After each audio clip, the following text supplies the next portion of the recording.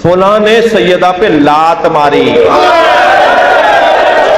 हत्ता इस वक्त मोहसिना, जिसकी वजह से मोहसिन शहीद हो गया। कितने बेवकूफ लोग हैं, इनको पता ही नहीं है कि बच्चे का नाम विलादत के बाद रखा जाता है, विलादत के पहले नहीं रखा जाता। ये कहते हैं कि हजरत फातिमा के बतन में ही वो शहीद हो गई और उनका नाम मोहसिन था। एक तरफ तो इन लोगों का मौक़िफ़ ये है कि हजरत अली शेर खुदा रज़ी अल्लाह ताला अन्हु मुश्किल कुशा हैं, हाजत रवां हैं। तो मैंने कहा ए बेवकूफ़ ज़ाकरो, कैसा गुस्ताखाना तुम्हारा मौक़िफ़ है कि जो मुश्किल कुशा हैं वो एक तरफ से हजरत फातिमा को हजरत उमर से नहीं बचा सकी और दूसरी तरफ अपनी बेटी की भी हिफाजत हजरत उमर से नहीं कर सके। यानी कितने गंदे मौक़िफ़ हैं तुम लोगों के कि हजरत अली के बारे में तुम ये कह रहे हो कि वो हजरत अली अपनी बेटी उम्मे कुलसूम को हजरत उमर से बचा ही नहीं सके हैं। अल्लाह की लानत हो उन लोगों पर जिन्होंने अहले बैत पर जर्रा बराबर भी जुल्म किया, और अल्लाह की बेशुमार लानत हो उन लोगों पर भी कि जिन्होंने हजरत उमर पर ये इल्ज़ाम लगाया कि उन्होंने बीबी फातिमा के घर को जलाया और उनके बेटे को शहीद किया जो उस वक़्त उनके बतन मुबारक में था। अब जो लोग ये कहते हैं कि हजरत उमर ने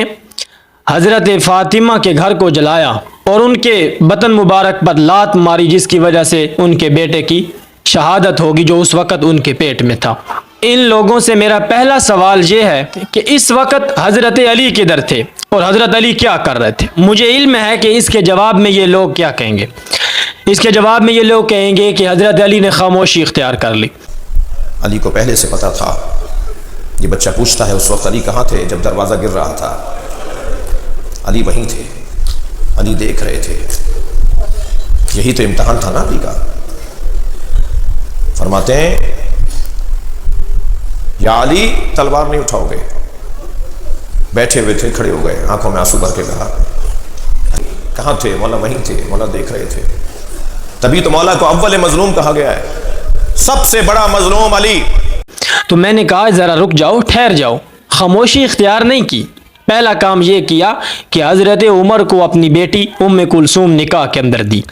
अब कुछ बेवकूफ़ ज़ाकिर और कुछ बेवकूफ़ उनकी पैरवी करने वाले ये कहेंगे कि ये गुस्ताखी है कि हज़रत उमर की उम्र उस वक़्त ज़्यादा थी और हज़रत उम्मे कुलसूम की उम्र उस वक़्त कम थी। तौहीन आमीज़ किस्से और कहानियां अहलुल बैत के बारे में ये लोग बयान करते हैं कि हज़रत उमर के साथ शादी हुई। अलयाज़ु बिल्लाह। इससे बड़ी और तौहीन क्या है कि जब नबी सल्लल्लाहु अलैहि वसल्लम ने अपनी प्यारी बेटी जो कि 20 साल की है उनकी शादी हज़रत अबू बकर रज़ी अल्लाह अन्हु, उमर रज़ी अल्लाह अन्हु के साथ नहीं की और फरमाया कि ये छोटी है, तो फिर अली से किस तरह गवारा किया जा सकता है कि अली कहें कि छोटी है और फिर कोई उसके साथ शादी करे। तो मैंने कहा ठीक है, अगर गुस्ताखी है तो फिर ये देख दिया ना कि ये गुस्ताखी की किसने है, पहले तो ये देखना चाहिए। तो सबसे पहले ये गुस्ताखी की है मुल्ला बाकिर मजलिसी ने, जो आपके मोतबर उलमा में से हैं और मोतबर मुसन्निफीन में से हैं। उन्होंने ये गुस्ताखी की है अपनी किताब। मुल्ला बाकिर मजलिसी वो है कि जिसकी जहर उगलती तहरीरें उस वक़्त तक पूरी और मुकम्मल नहीं हो जाती जब तक कि वो सहाबा इकराम पर लान तान न कर ले, तब तक उसके दिल को सुकून नहीं मिलता। इसने अपनी किताब बिहारुल अनवार के अंदर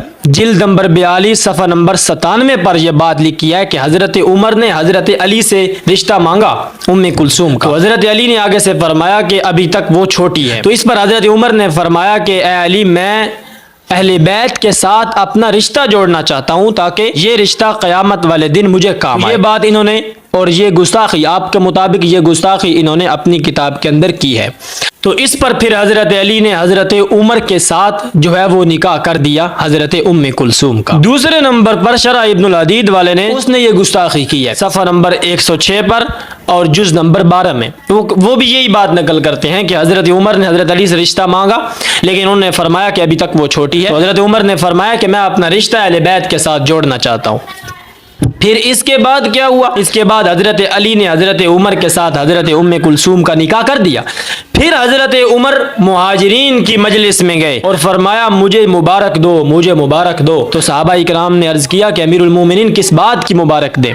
तो आपने फरमाया कि मुझे इस बात की मुबारक दो कि मैंने हज़रत अली की बेटी उम्मे कुलसूम जो हज़रत अली की बेटी है उसके साथ मेरा निकाह हो गया है और अहले बैत के साथ एक मरतबा फिर मेरा रिश्ता कायम हो गया है। तीसरे नंबर पर फरूए काफ़ी वाले ने छठी जिल्द में 115 सफ़ा नंबर पर यही गुस्ताखी की है ना आपके मुताबिक। और चौथे नंबर पर अल इस्तिब्सार वाले ने ये गुस्ताखी की।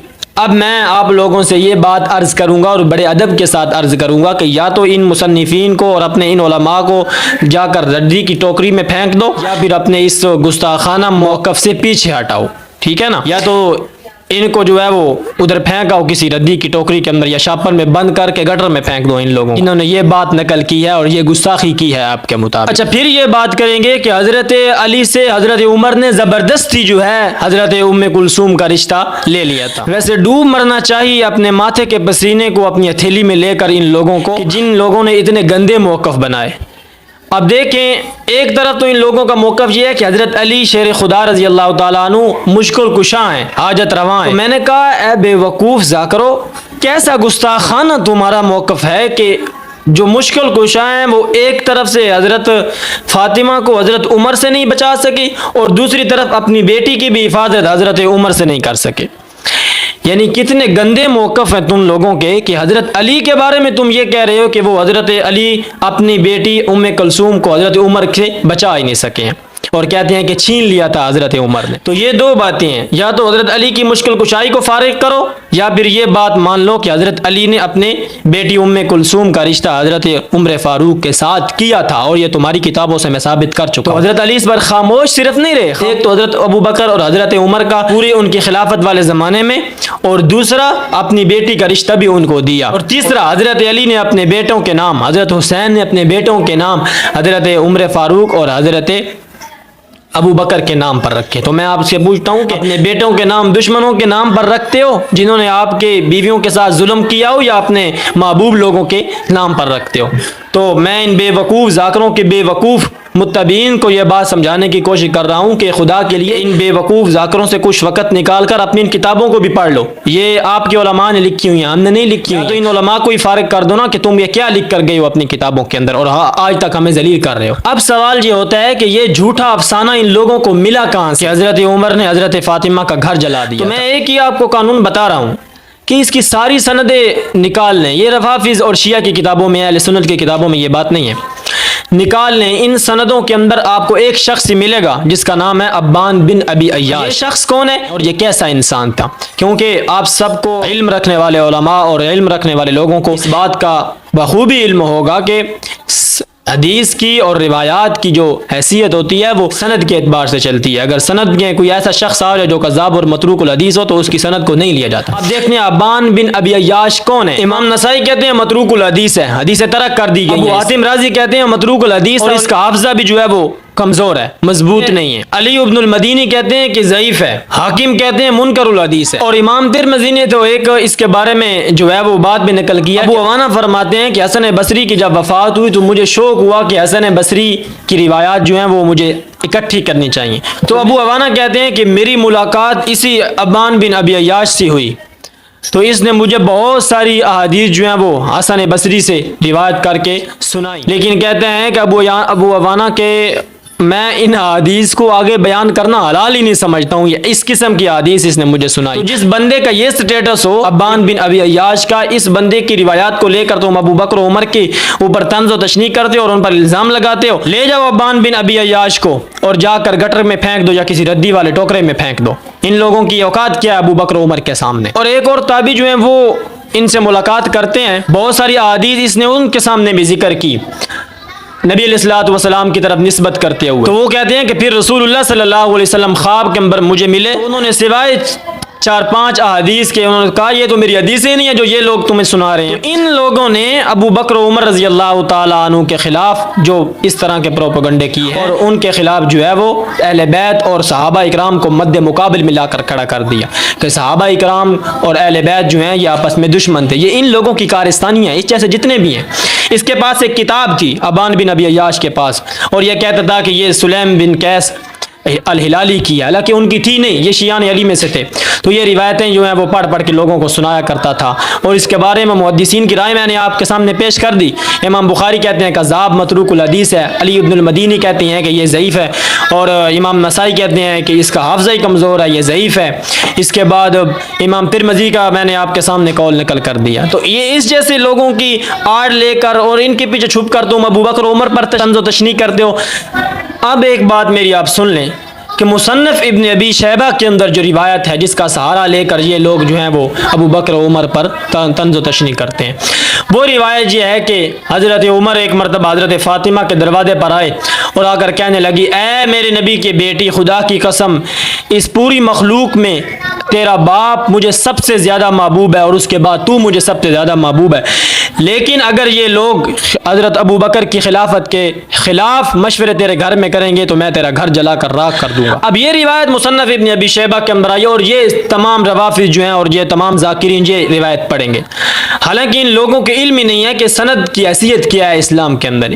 اس کی سند کے اندر اب معاملہ یہ بن گیا، جو غلام ہے حضرت عمر کا اسلم، یہ روایت یہ نقل کر رہا ہے، حضرت فاطمہ کے گھر جو حضرت عمر گئے یہ واقعہ ہے حضرت ابو بکر کے زمانے کا، اور یہ جو غلام ہے یہ حضرت ابو بکر کے زمانے کے بعد حضرت عمر کی خلافت کے اندر یہ حضرت عمر کا غلام بنا ہے۔ تو یہ روایت کر رہا ہے اور آگے اس نے بتایا بھی نہیں ہے میں نے یہ بات کس سے سنی ہے۔ صحابی جو ہوتا ہے نا وہ اگر جب روایت کرے اور یہ تشریح نہ کرے کہ میں نے کسی اور صحابی سے سنی اور وہ موقع پر موجود نہ ہو تو اس کی بات مانی جاتی ہے، لیکن تابعی جب کوئی روایت کرتا ہے تو اس کے لیے ضروری ہوتا ہے کہ وہ بتائے کہ میں نے کس سے یہ بات سنی ہے، تو یہ بتا ہی نہیں رہا، تو یہ روایت جو ہے یہ تو جعلی اور من گھڑا تھا، یہ تو نہ ہونے کے برابر ہے۔ تو ان روایات کی بنیاد پر صحابہ اکرام پر طنز و تشنیع کرنے سے بہتر ہے کہ اپنے ان مصنفین اور اپنے علماء کی کتابیں پڑھو جنہوں نے یہ لکھا ہے کہ ام کلثوم کا نکاح حضرت عمر کے ساتھ ہوا اور حضرت علی ساری زندگی حضرت عمر اور حضرت ابو بکر کے ساتھ وزیر بن کے رہے اور حضرت علی نے حضرت ابو بکر کی بیعت کی ہے۔ یہ تمام آپ کی کتابوں میں بھی ہے، بخاری میں بھی ہے، مسلم میں بھی ہے، اس پر جو ہے وہ حوالے دینے کی ضرورت نہیں ہے۔ تو ان بے وقوف ذاکرین کے پیچھے لگنے سے بہتر ہے کہ خود بھی کچھ پڑھ لیا کرو۔ صرف یہ ہے کہ بس ذاکرین نے جو کہہ دیا اور سو کہہ دیا، کبھی خود بھی مصنفین کو پڑھو کہ انہوں نے لکھا کیا ہے کتابوں کے اندر۔ جب وہ لوگ مان کر چلے گئے تو پھر دو راستے ہیں تمہارے پاس، یا تو یہ کر دو کہ ان سب لوگوں کو گستاخ کہہ دو اور کافر کہہ دو، اور یا یہ کر دو کہ خود سیدھی لائن پر آ جاؤ اور اپنے موقف سے پیچھے۔ تو حضرت علی صرف خاموش نہیں رہے، اپنی بیٹی کا نکاح کر کے حضرت عمر کو دیا۔ اس کے بعد دوسرا کام یہ کیا کہ وزارت لی۔ حضرت عمر حضرت ابو بکر کے زمانے کے اندر چیف جسٹس رہے ہیں، تمام فتوے حضرت علی دیا کرتے تھے، اہل حضرت عمر حضرت ابو بکر ان کے پاس بھیجا کرتے تھے، اور اس کے بعد حضرت علی حضرت عمر اور حضرت ابو بکر کو جنگوں کے اندر مشورے دیا کرتے تھے۔ تو مشورے اپنے دشمنوں کو دیے جاتے ہیں یا اپنے دوستوں کو دیے جاتے ہیں؟ تو حقیقت کے قریب ہو کر زندگی گزارے۔ میں آخر میں پھر کہوں گا، لعنت تو ان لوگوں پر جنہوں نے یہ جھوٹ اپنی کتابوں میں لکھا ہے کہ حضرت عمر نے حضرت فاطمہ کا گھر جلایا تھا اور ان کے پیٹ پر لات مار کر اور ان کے بیٹے کو شہید کر دیا، اور ان لوگوں پر بھی لعنت ہو جنہوں نے اہل بیت پر ظلم کیا۔ حالانکہ یہ کتنے بے وقوف لوگ ہیں، ان کو پتہ ہی نہیں ہے کہ بچے کا نام ولادت کے بعد رکھا جاتا ہے، ولادت کے پہلے نہیں رکھا جاتا۔ یہ کہتے ہیں کہ حضرت فاطمہ کے بطن میں ہی وہ شہید ہو گئی اور ان کا نام محسن تھا۔ یہ بے وقوفی کی انتہا۔